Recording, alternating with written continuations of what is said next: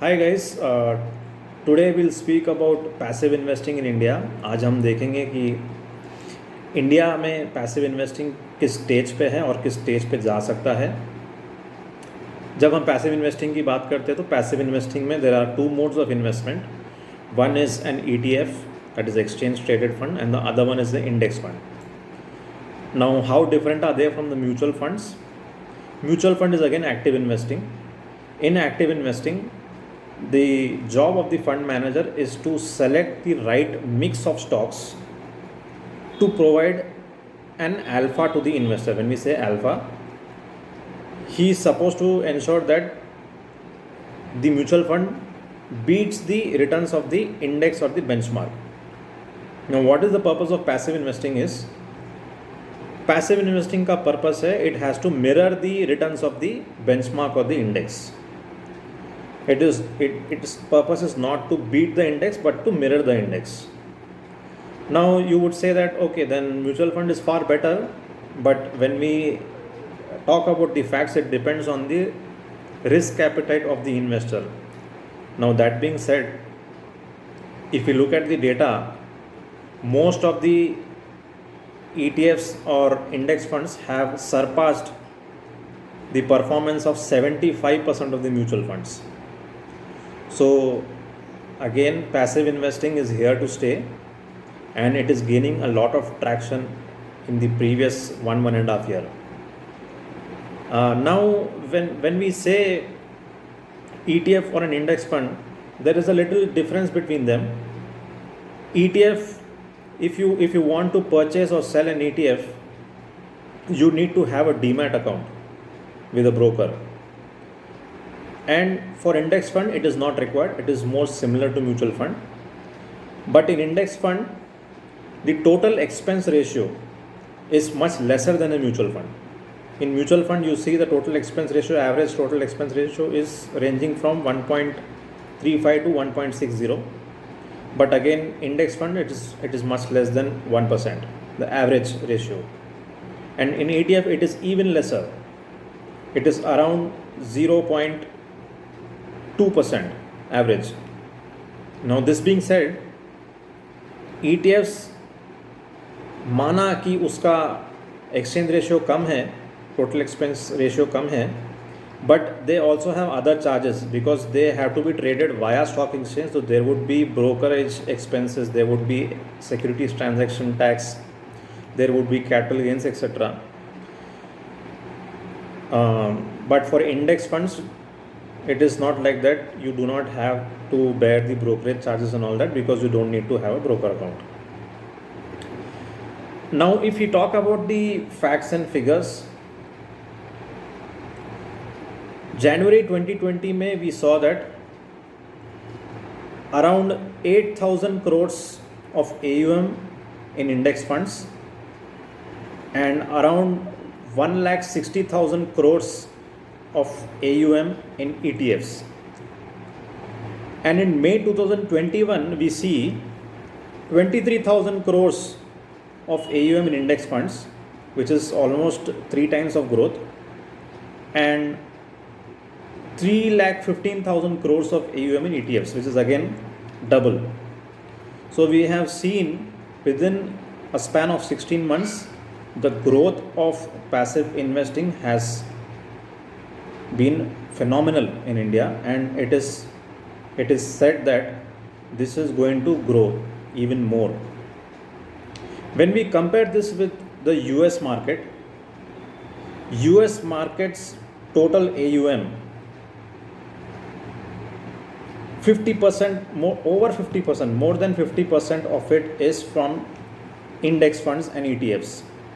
And if you look into India's total AUM in the mutual fund industry, only 10% of AUM belongs to ETFs and index funds. So are we going to follow the US model? Not immediately, but you will see that in coming years the growth trajectory of passive investing in India is going to increase multifold. अभी हमने जो figures देखा कि Index funds का AUM is around 23,000 crores and ETFs का AUM is around 3,20,000 crores. Why is there a difference? Does this mean that ETFs are far better than index funds? No. There is a reason behind this difference.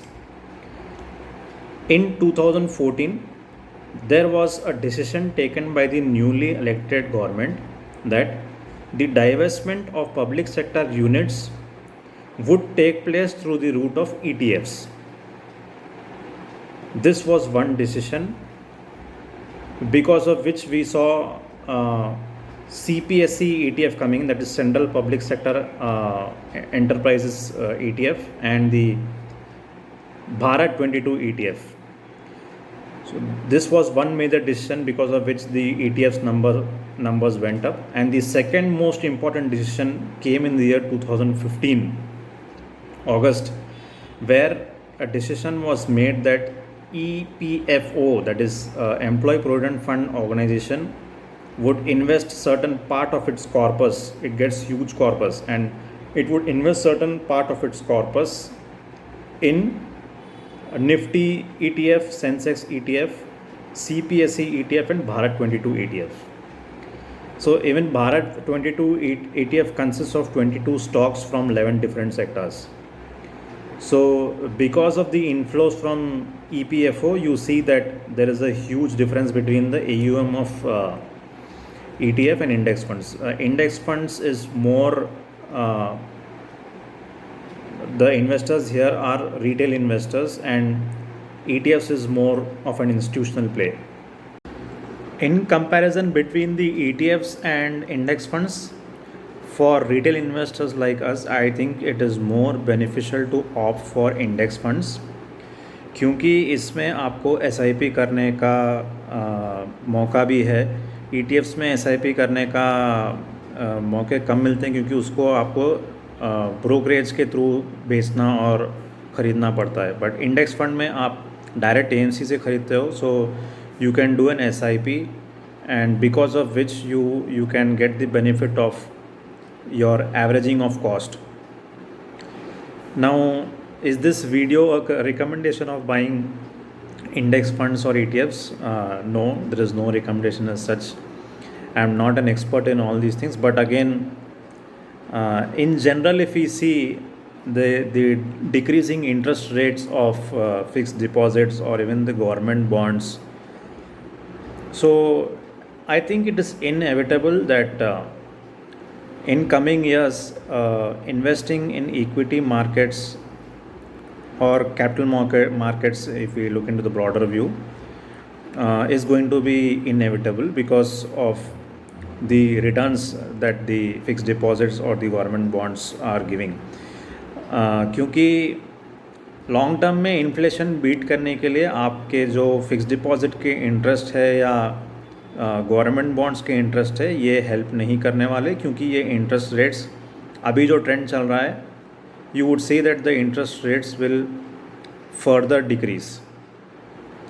So this being said, equity investing is going to be mainstream for retail investors in India in coming years. That is what we see, the data shows, because even the CDSL reported that in 2019 there were around 1 crore demat accounts. In 2020 it went up to 2 crores, and post COVID till the data now in 2021 there are around 4 crore demat accounts that CDSL has opened. So you could see the growth here of the retail investors investing in equity market, and this is going to grow. So this is not a recommendation, but this is something which is going to be inevitable in the future. So that's it, guys. Thank you so much.